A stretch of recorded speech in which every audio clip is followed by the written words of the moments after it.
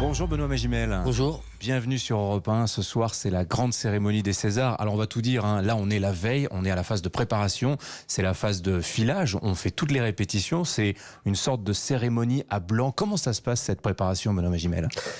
Très bien, très bien. On arrive, on a l'impression d'être en pleine répétition d'une comédie musicale. On a le metteur en scène, Éric Lartigot, qui est devant, puis tout un tas de personnes comme ça qui regardent, et puis voilà, on le refait une ou deux fois pour voir si ça fonctionne. On peaufine un peu le texte qu'on a écrit. C'est écrit, scénarisé comme un film, cette cérémonie, finalement? En fait, non, je crois que les remettants on décide d'un texte pour rendre hommage aux nommés. Alors, on va raconter un peu quel rôle vous allez jouer, vous, dans cette pièce, donc qui va se jouer sur la scène de l'Olympia. Vous faites partie de ce pool de 9 remettants, des comédiens, qui vont intervenir dans la cérémonie. Et c'est assez drôle parce que ça vous met tous un petit peu en concurrence. C'est d'ailleurs un petit jeu, je crois. Il faut avoir la performance, la prestation la plus sympa, la plus drôle, la plus émouvante. Qu'est-ce que vous allez chercher, vous, Benoît Magimel, dans le rôle qui vous est imparti dans cette soirée? Alors, je vous dis tout de suite, moi, il n'y a aucune idée de performance ou de compétition.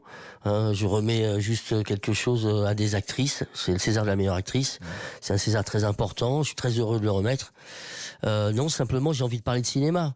Donc la question, c'est quel texte trouver pour évoquer le talent de ces actrices et parler aussi de cinéma. Voilà, simplement. C'est avant tout ça. On parle de cinéma. Je suis pas là pour parler de moi en expliquant que j'ai aimé ça ou je ressens ça. Non, c'est de regarder, voir le travail de ces actrices qui a été vraiment extraordinaire.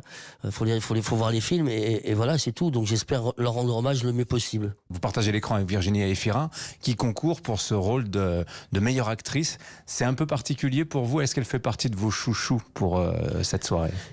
J'en connais quelques-unes parmi ces 5 actrices. J'ai travaillé avec certaines.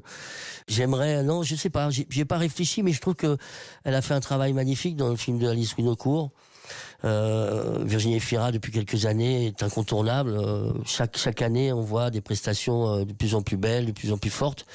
Voilà, je serais heureux. Je sais qu'elle a été nommée un certain nombre de fois, donc oui, ce serait formidable qu'elle l'ait. Après, je serais heureux aussi pour une autre. Bon, voilà, c'est comme ça, ça ne tient pas à moi, donc. C'est la 48e cérémonie des Césars. C'est une institution. Est-ce que les Césars vieillissent bien, Benoît Magimel? Regardez comment je vieillis, moi. Bien. Je suis né l'année où ils ont créé les Césars. C'est pas vrai. Voilà, j'ai 48 ans et c'est la 48e, vous voyez. Génération César. Voilà, je suis génération César. Moi, j'ai été élevé au César. Ouais. Depuis que je suis gamin, je regarde les Césars à la télévision.